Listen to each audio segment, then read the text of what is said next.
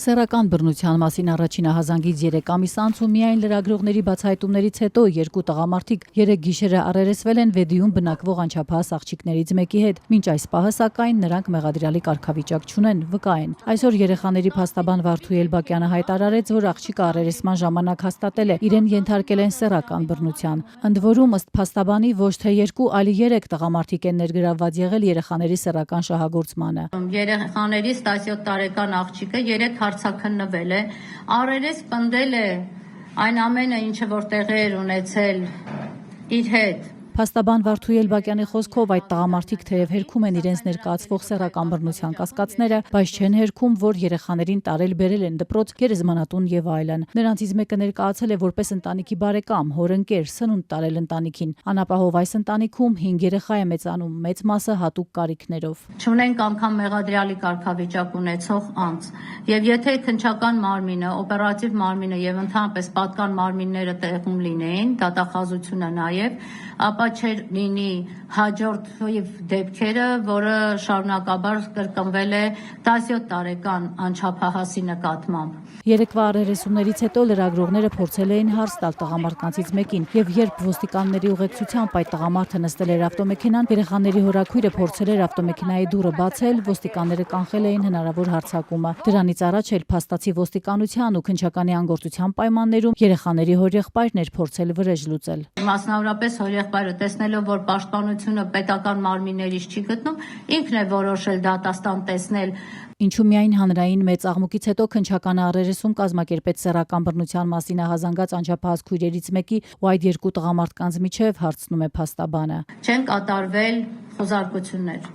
չեն կատարվել դեպքի վայրի զննություններ, չեն արգրավել հեռախոսներ, որով կպարզեին, թե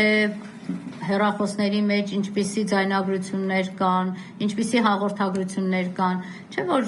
հաղորդագրությունների մասով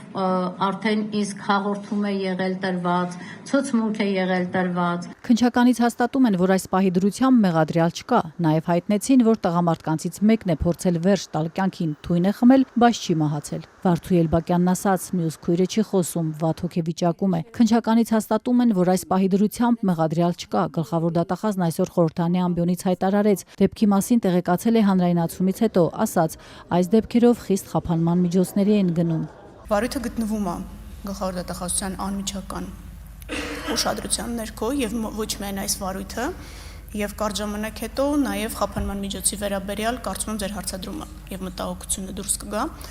որովհետեւ այս մասով մենք խիստ խափանման միջոցների ենք գնում, բայց պետք է ընդգծեմ, որ շատ հաճախ այս արարքները կատարվում են ազատազրկման վայրերից։ Աննա Վարդապետյանի խոսքով նման դեպքերում մեղադրյալները հաճախ գործում են բանտերից։ Այս խնդրի աշխարհագրությունը մեծ է, ասում էր դատախազը։ Քննիչները փաստացի հաստատում են, որ փետրվարից վարույթ է նախաձեռնել հոր բողոքի հիման վրա, բայց ինչպես պնդում են, հիմք են ընդունել հատուկ կարիքներով տուժող աղջիկների իրարամերժ ցուցմունքներն ու ազատ արձակել տղամարդկանց։ Երեկվա հաղորդագրությունում բացահայտել են, որ անչափահասներն ունեն մտավոր խնդիրներ։ Հորդորել հանուն նրանց լավագույն շահից չճշտված տեղեկություններ չհրապարակել։ Միևնույն ժամանակ, անտեսելով նույն լավագույն շահը, հրապարակել են մանրամասներ երեխաների նախաքննական ցուցմունքներից ինտիմ մանրամասներով։ Պնդել էին նաև, որ աղջիկները հրաժարվել են փորձաքննություններից։ Փաստաբան Էլբակյանն այսօր ասաց, փորձաքննություններ արդեն կան եւ դրանցով հաստատվում են կասկածները։ Փաստաբանի պնդմամբ աղջիկների հորը ամիսներ առաջ չեն թույլատրել մասնակցել հարցաքննությանը եւ առերեսման ժամանակ նա վախեցել է պատմել իր հետ տեղի ունեցածը։ Ամեն անգամ նման դաժան պատմություններից հետո սեռական բռնության ճգնաժամային կենտրոնի նախագահ Տաթևիկ Աղաբեկյանը բարձրացնում է մի քանի առանցքային խնդիրներ, որոնք հենց պետության լուծելիք հարցերն են։